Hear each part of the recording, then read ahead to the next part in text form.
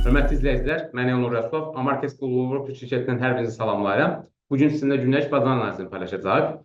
Bir öncəki videolarımızda qeyd etdiyimiz kimi, Trump administrasiyasının əsas hədəflərindən birisi dollar indeksini ucuzlaşdırmaq idi və buna da bir mənada nail olmuş oldular.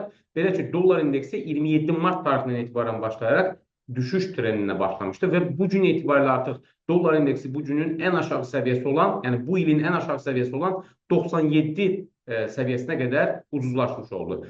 Bunun bir neçə səbəbi var, lakin ən vacib səbəblərindən birisi, hörmətli izləyicilər, keçən həftə Avropa Mərkəzi Bankı faiz dərəcəsini 2,65-dən 2,40%-ə salmış oldu. Belə olan halda Trump federal ehtiyatların rəhbəri Jerome Powell-a təzyiq etməyə başladı və federal ehtiyatların da faiz dərəcəsini aşağı salmalı olduğunu qeyd etdi. Təbii, belə olan halda federal ehtiyatların bazara müdaxilə edəcəyi gözləntiləri yüksəlmiş oldu və yaxud da ümumiyyətlə faiz dərəcəsini aşağı salacağı ilə bağlı gözləntilər daha da artmış oldu. Bundan dolayı da investorlar dollar indeksinin olan satış pozisiyalarını artırmış oldular. Və gün ərzində nə qədər ki, dollar indeksi bu günün birinci müqavimət səviyyəsi olan 99,309 səviyyəsini qırıb, onun üzərinə bağlanmazsa biz dollar indeksinə düşüş trendinin davam edəcəyini proqnoz edə bilərik. Və bu enişin, hörmətli izləyicilər, federal ehtiyatların faiz dərəcəsini endirəcəyi tarixə qədər gözləyə bilərik. Federal ehtiyatlar artıq faiz dərəcəsini endirdikdən sonra bir mənada dollarda biz yuxarı yönlü korreksiyanı gözləyə bilərik. Lakin qeyd etdiyimiz kimi makro treyderlər hal-hazırda əsasən dollarda satış pozisiyalarını artırırlar. Hörmətli izləyicilər, bir digər maliyyətimiz avro-dollar valyuta cütlüyüdür. Ümumiyyətlə, avro-dollar valyuta cütlüyü də 27 Mart tarixindən etibarən yüksəliş trendinə başlamışdı və rekord səviyyədə yüksəldi. 1,15 səviyyələrinə artıq avro gəlmiş oldu. Baxmayaraq, hörmətli izləyicilər, Avropa Mərkəzi Bankı keçən həftə faiz dərəcəsini 2,65%-dən 2,40%-ə endirmiş oldu. Lakin bu avronun ucuzlaşmasının məhdudlaşdırdı və avro yenidən yüksəlməyə davam etdi. Təbii, avroda olan yüksəlişin əsas səbəbi qeyd etdiyimiz kimi dollar indeksinin olan satışların artmasıdır ki, hansı da bu da avroya müsbət təsir edir. Və belə olan halda təbii ki, bunun uzun müddətli davam edəcəyi şübhə altındadır. Çünki bir mənada avronun bu dərəcədə yüksəlməsi Avropa iqtisadiyyatına negativ təsir edir və bundan dolayı da hələlik avronun Avropa Mərkəzi Bankının faiz dərəcəsi ilə bağlı yenidən müdaxilə edəcəyi gözləntisi yaranmış olur bazarda və nə qədər ki, avro-dollar texniki analiz baxımından bu günün birinci dəstək səviyyəsi olan 1,13 702 səviyyəsini qırıb onun altında bağlanmazsa, biz avro-dollar valyuta cütlüyündə yüksəliş trendinin davam edəcəyini proqnoz edə bilərik. Lakin qeyd etdiyimiz kimi, avronun bu dərəcədə yüksəlməsi bir mənada Avropa Mərkəzi Bankının avroya yenidən müdaxilə etməsini gərəkdirə bilər. Hörmətli izləyicilər, bir digər maliyyətimiz GBP-USD valyuta cütlüyüdür. Ümumiyyətlə, GBP-USD valyuta cütlüyündə diqqət etirsəniz bizim sistemimiz 9 aprel tarixində alış siqnal vermişdi. Belə ki, valyuta cütlüyünün həmin tarixdə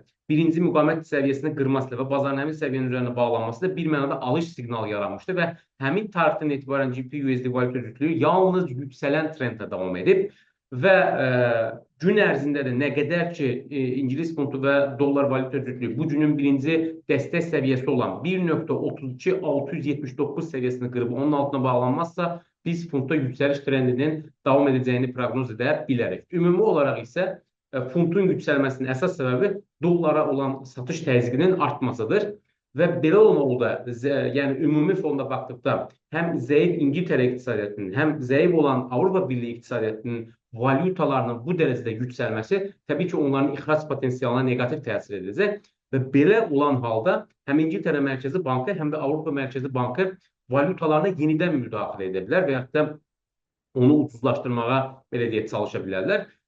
Ümumi fonda baxdıqda isə bu yüksəliş bir mənada GBP-USD-də məhdud ola bilər.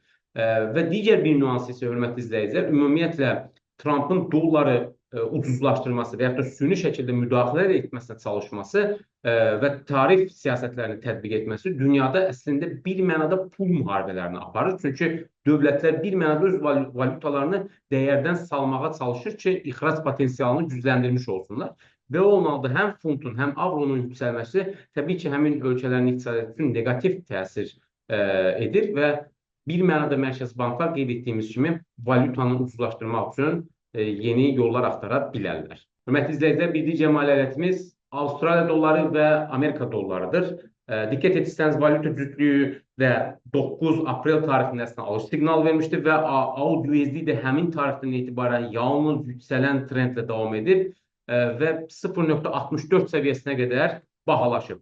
Gün ərzində nə qədər ki AUD-USD bu günün birinci dəstək səviyyəsi olan 0.63 səviyyəsini, yəni bu səviyyəni qırıb onun altına bağlanmazsa, biz AUD-USD-də yüksəliş trendinin davam edəcəyini proqnoz edə bilərik.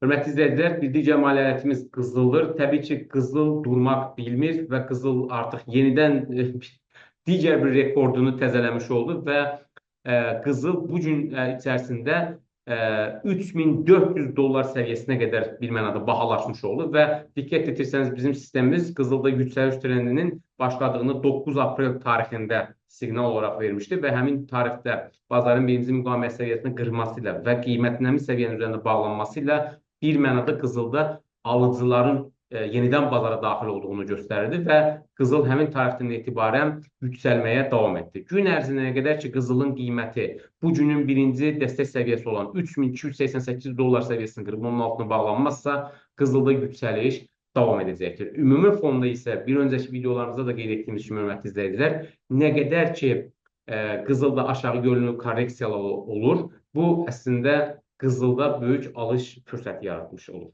Hörmətli izləyicilər, bildiyi cəmi alətimiz S&P 500 fond indeksidir. Ümumiyyətlə S&P 500 indeksi də bir mənada həm keçən həftə ərzində aşağı yönlü korreksiya, aşağı yönlü eniş trendinə bir mənada qayıtmış oldu və hörmətli izləyicilər, nə qədər ki S&P 500 indeksi bu günün birinci müqavimət səviyyəsi olan 5355 dollar səviyyəsindən qırıb onun üzərinə bağlanmazsa, biz S&P 500 indeksində enişlərin davam edəcəyini proqnoz edə bilərik. Ümumi fonda isə baxdığımız zaman nə qədər ki Amerikan xəzinə istiqrazlarının faiz gəliri aşağı düşməyibsə, biz hələlik S&P 500 indeksində yuxarı yönlü sərt yüksəlişin şahidi olmayacaq. Çünki qeyd etdiyimiz kimi investorlar hal-hazırda Amerikan səhəm bazarını, eyni zamanda Amerikan xəzinə istiqrazlarını riskli gördüyündən dolayı bir mənada daha təhlükəsiz maliyyə alətlərinə yatırım edirlər. Eyni zamanda Trump'ın tariflərlə bağlı siyasətində